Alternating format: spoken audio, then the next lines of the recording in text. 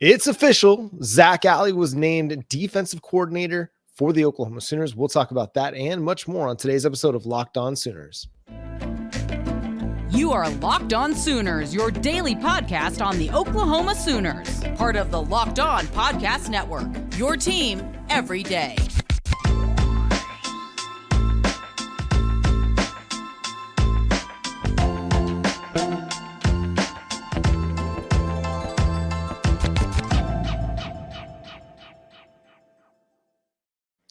What's up, Sooner Nation? Welcome to Locked On Sooners. Today's episode is brought to you by Jase Medical. Empower yourself when you purchase a Jase case, providing you with a personal supply of 5 antibiotics that treat 50+ infections. Get yours today at jasemedical.com. That's Jase Medical.com. My name is John Williams. You can follow me on Twitter at John9Williams. My buddy here is Josh Helmer. You can follow him on Twitter at JoshOnRef. The show is at Locked On Sooners. And Josh, we have a defensive coordinator officially, Zac Alley, which was reported more than a week ago that was going to be Oklahoma's defensive coordinator. Well, now it is official. He will be the next defensive coordinator for the Oklahoma Sooners. Yeah, it obviously took a little while from when the initial reports came out a little over a week ago until the official announcement this past Saturday, but an exciting hire for Oklahoma. And I go back to what we discussed off the top, John, when the reports first came out. I think the most exciting part about it is that Zac Alley, incredibly familiar with Brent Venables, knows what Brent wants to get accomplished, which you could say, okay, well, that's what you supposedly had with Ted Roof, right? But here's a guy that brings those qualities, those traits in, is very, very young, seems to be well-liked by all accounts, energetic, all those sorts of things. And, oh, by the way, he's calling the defense. So this is his show.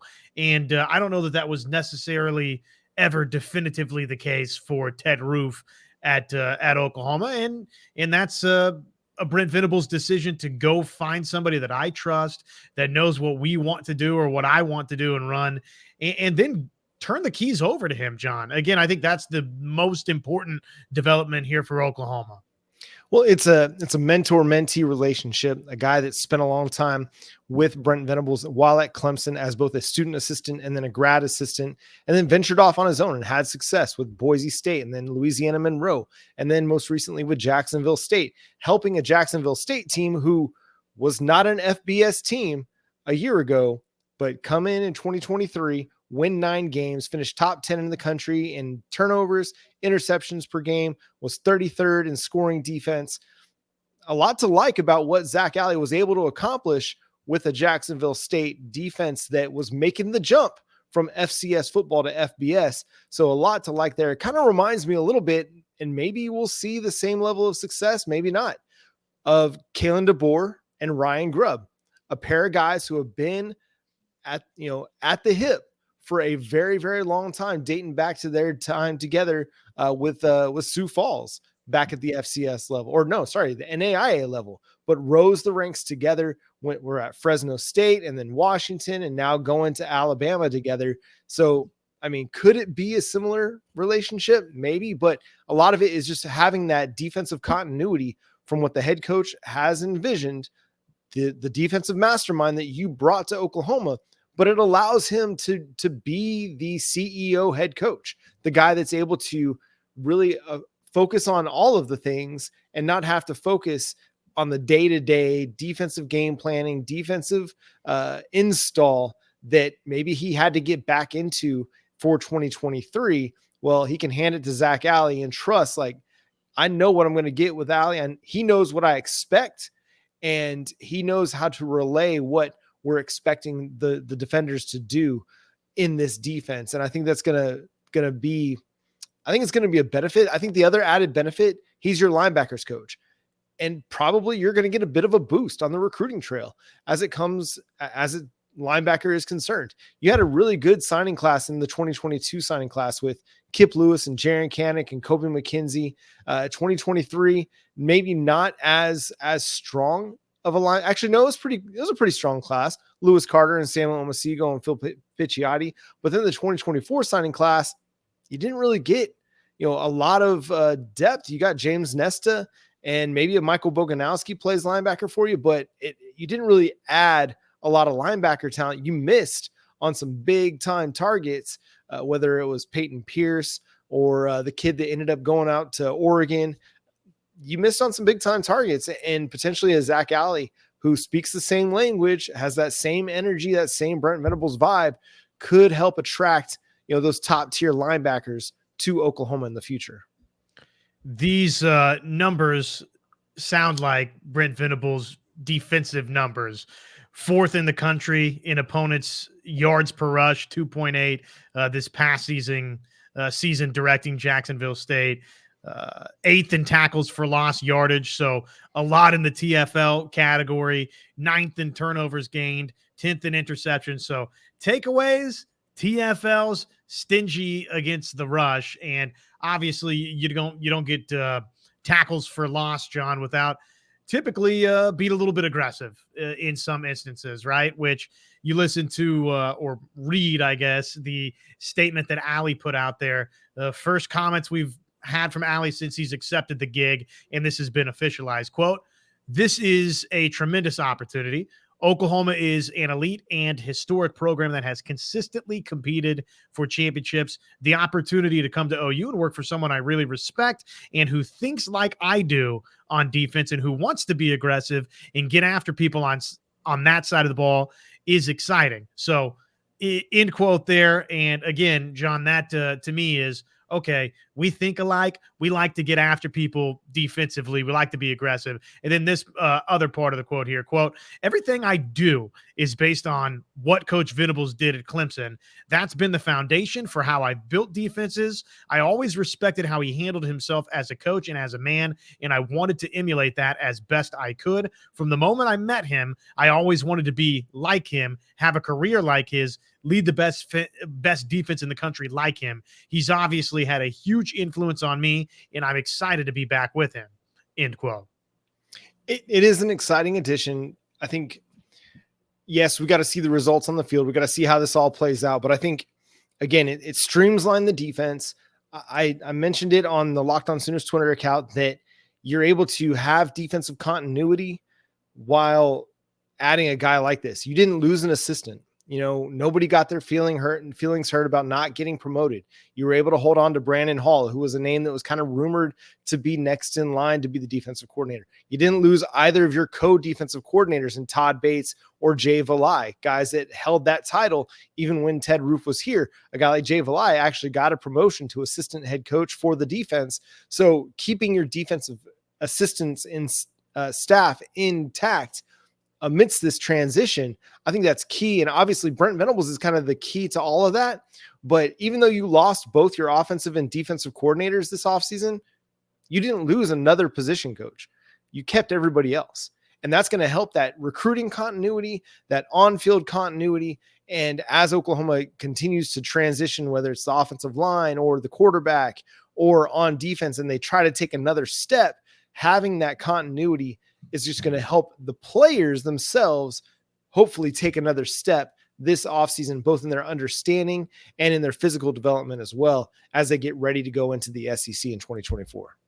And for Zac Alley, you think about his professional arc here, obviously a big step up from ULM to Jacksonville State. Now he's, of course, got the track record in the past with Brent Venables at Clemson, but now it's welcome to the big show. And it's Oklahoma, blue blood program, jumping into the SEC with all of that, right? Going from Jacksonville State to here, okay, the trajectory, here's somebody that has been listed as a 30 under 30 guy previously, right? So 24/7 Sports, always looking for those up-and-comer assistants, analysts, you name it, right? Just young stars in the profession. Alley was on that list. Now he's made the rocket ship rise up from Clemson to most recently Jacksonville State to, of course, now Oklahoma's defensive coordinator. If this goes well, if he's a star at Oklahoma, let's just call it what it is. He'll be a head coach very, very quickly if he directs Oklahoma in a dynamic fashion in its jump to the SEC. So if he is the architect behind getting this defense playing well, SEC caliber football, then he'll be rewarded as a head coach in short order. Well, and if he's that good, hopefully little Brent Venables' insight and knowledge about waiting for that right opportunity also maybe benefits Oklahoma long-term as well. One guy that found the right opportunity at the right time to come back home, one Casey Thompson, chooses the Oklahoma Sooners. We'll talk about that coming up here on Locked On Sooners after the break. The NFL regular season, it is done. We're smack dab in the midst of the NFL playoffs wild card weekend. Yes, unfortunately, it did not go well for John and for Dallas Cowboy fans out there. Sorry for our Cowboys friends. I know we got a lot of Cowboys listeners, viewers. But hey, the NFL playoffs are here, and that means there's still time to get in on the action with FanDuel. That's America's #1 sports book. Right now, new customers get $150 in bonus bets guaranteed when you place a $5 bet. That's a $550 in bonus bets to you, win or lose. The app's so easy to use, a bunch of different ways to bet, such as live same-game parlays. Check out their parlays in the Parlay Hub. That's the easy and best way to find popular parlays. So much more. Check it out, FanDuel.com/lockedon. Make your first bet a layup. FanDuel, official partner of the NFL. The Oklahoma Sooners have added another quarterback through the transfer portal. This time it's Oklahoma Sooners legacy, former Texas Tech, Nebraska Cornhusker, and Florida Atlantic quarterback Casey Thompson.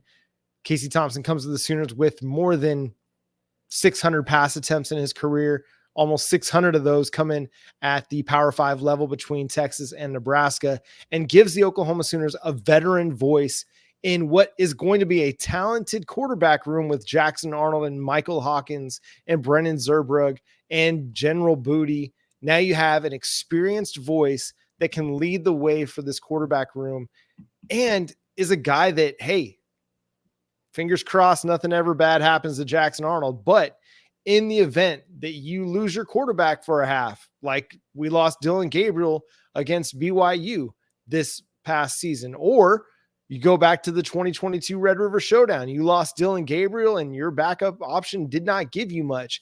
Well, you've got a guy that's played a lot of big time college football and will not be afraid or not be shook by the moment that he's going to have to go in there and play. Is he the best quarterback out there in college football? No.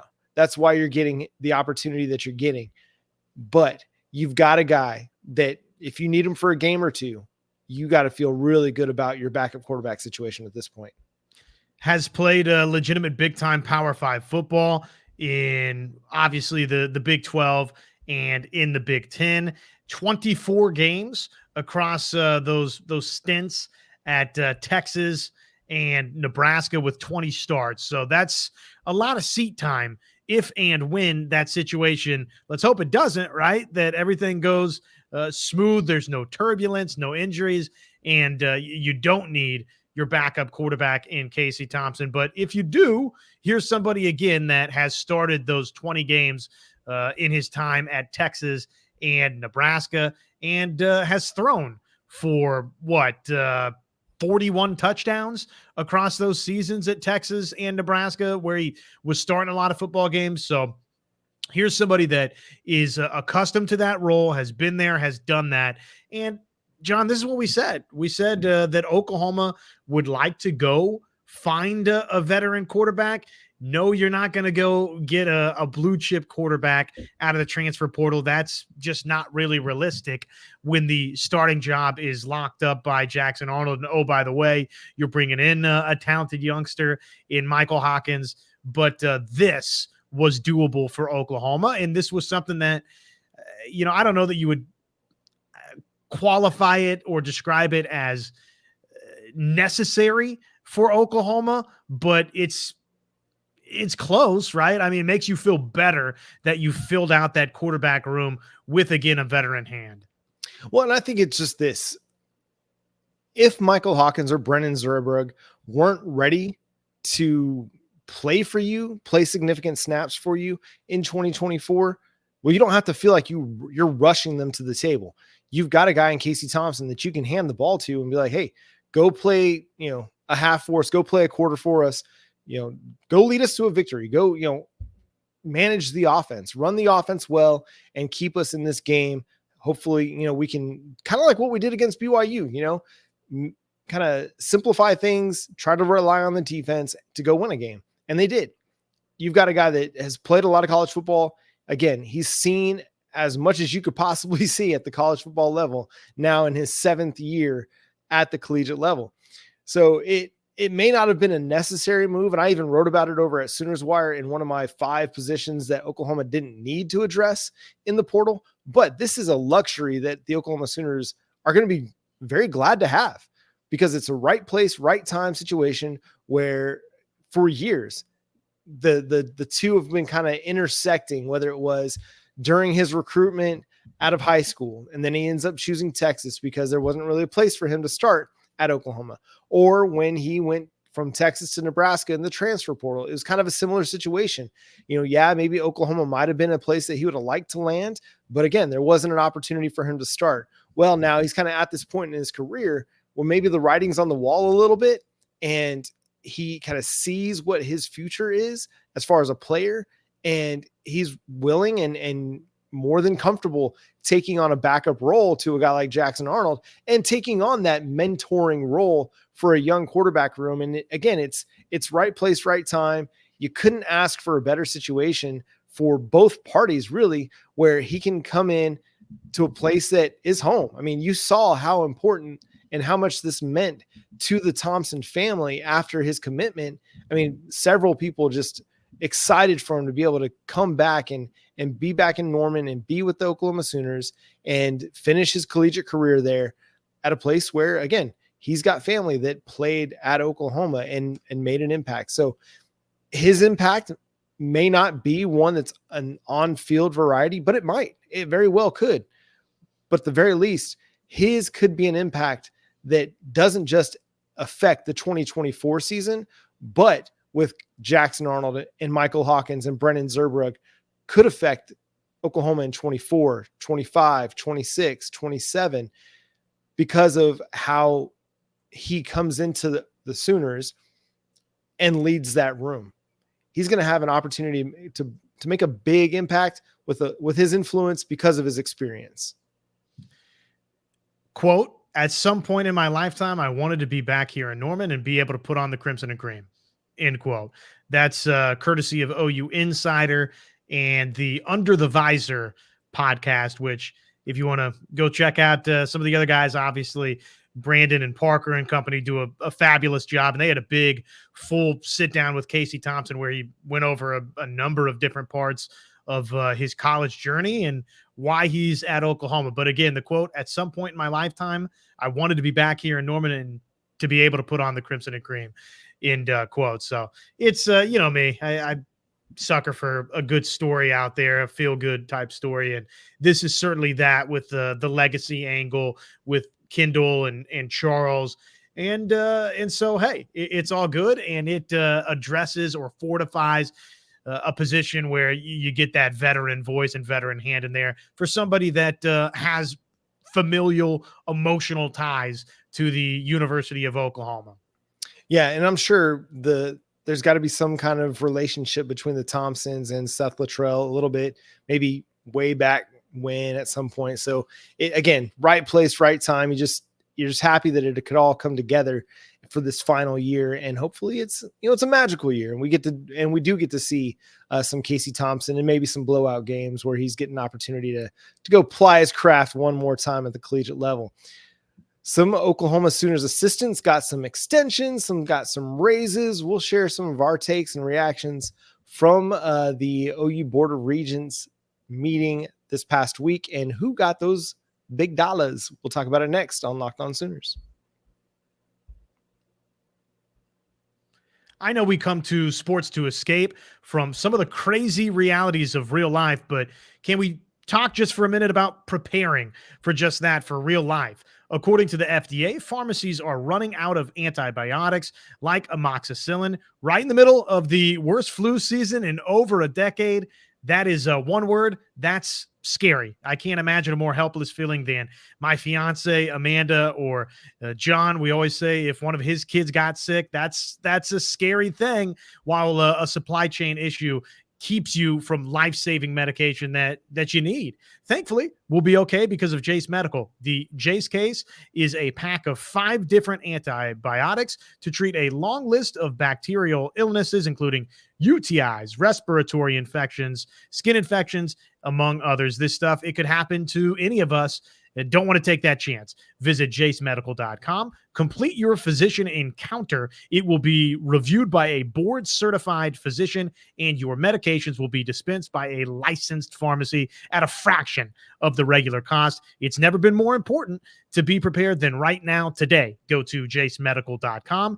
Use offer code LOCKEDON to get $20 off your order.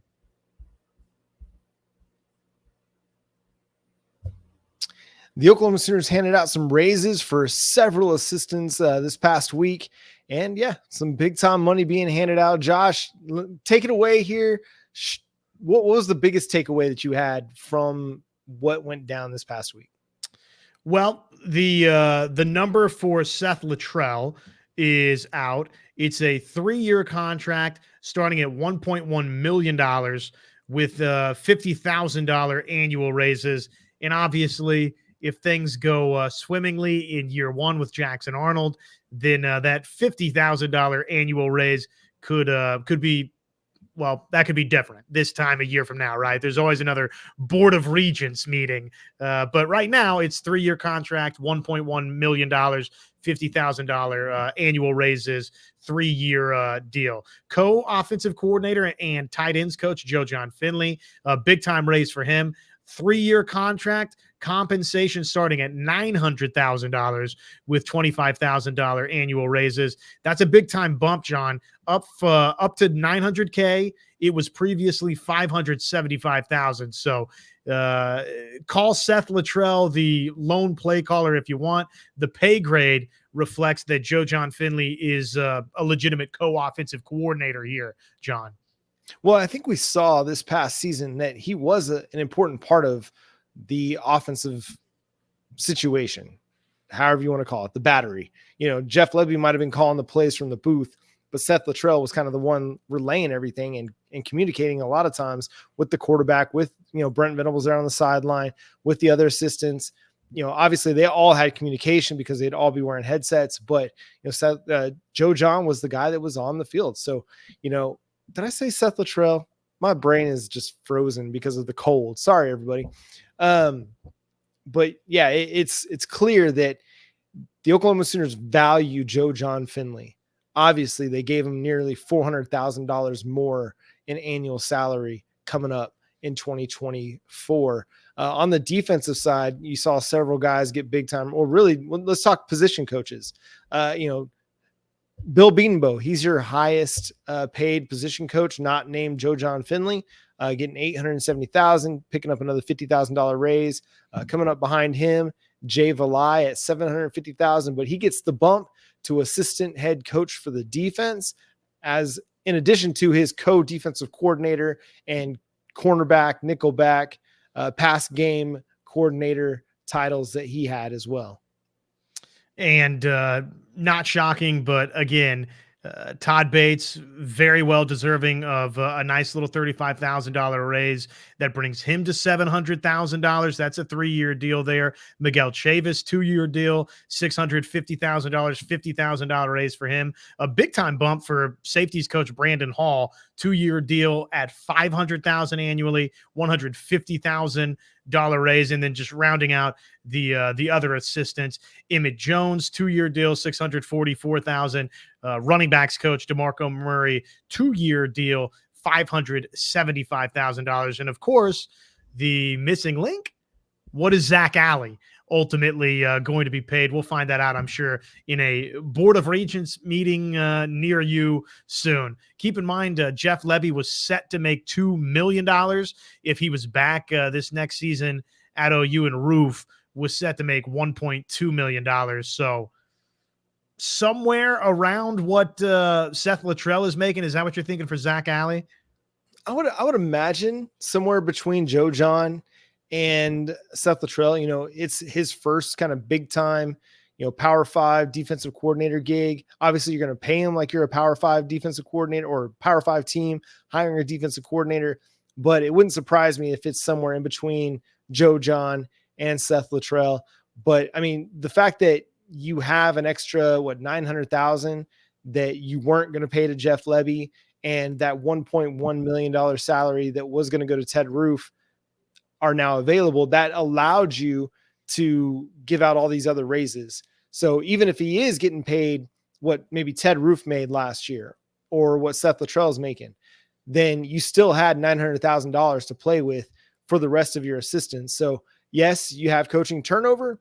Yes, you got to deal with that. At the same time, it allows you to keep everybody happy and you maintain that continuity like we talked about, that's going to allow you to continue to build on what you've already done on the recruiting trail, especially for the 2025 cycle, but also keep the language and everybody on the same page, same level of understanding, so that you can continue to develop, especially that defensive staff. But then on the offensive side, going from, Jeff Lebby to Seth Luttrell, you're not having to break in every new position group. You're not having to break in a new running backs coach or offensive line coach. No, all those guys get to stay the same. Having that continuity, it matters. I know a lot of times it can kind of get overlooked when you change out assistants, and college football, man, it's notorious for how much assistants just move around. To keep a staff intact like they have for the most part over the last 3 years, that's huge. And the longer that they can do so, the more beneficial it's going to be for this team long-term, because again, having the same language, having the same voices, it does matter. And again, the development is happening. It may not be as quickly as people want it to happen, but it's happening, especially on the defensive side. We've seen DeMarco Murray's success. We've seen what Emmett Jones could do in just 1 year's time with guys like Nick Anderson and Jaden Gibson. I mean, those guys just had huge years, breakout years for the Sooners. Obviously, we know of Bill Bedenbaugh's developmental abilities. Now it's time to see like the year-to-year progression for the defensive side as well. Yeah, it's going to be fun. And obviously, with Zac Alley coming over to mix into the equation, that'll be fascinating to watch. The CEO, Brent Venables, what does it look like? I think at some point this offseason, we can maybe do a full deep dive on years 1 and 2 and think about and discuss areas where Brent Venables, with more of a big picture approach, how it could have benefited Oklahoma, moments that maybe it got away from Venables a little bit from just a game operation and game management standpoint. So that's going to be, I think, a nice bonus for Oklahoma. And especially so if the trust that you already have, obviously, to make the hire, John, but that trust improves with, going out and getting results defensively. If Zac Alley's really good, then all of a sudden you can really be bought into why you made this move the way you made it. Yeah, here's hoping. We'll find out in 9 months, I guess. We're a little less than 9 months since Oklahoma Sooners play at the end of August for their week 1 game. So got a lot to talk about between now and then. 2025 recruiting. OU softball will be having their first pitch. OU baseball as well. Oklahoma basketball dropped a heartbreaker. I mean, was it really a heartbreaker? It's kind of, I think most people would have been surprised if they won in Lawrence, but this is a team that's playing really, really good ball. So we'll continue to discuss that. We'll cover it sometime this week. We'll talk about that trip to Kansas and how it all went down here on Locked On Sooners. Subscribe to the show wherever you get your podcasts. We're free and available on all podcast platforms and on YouTube. Follow Josh on Twitter at JoshOnRef, myself at John9Williams. The show is at Locked On Sooners on all your socials. But until next time, he's Josh. I'm John. Boomer Sooner.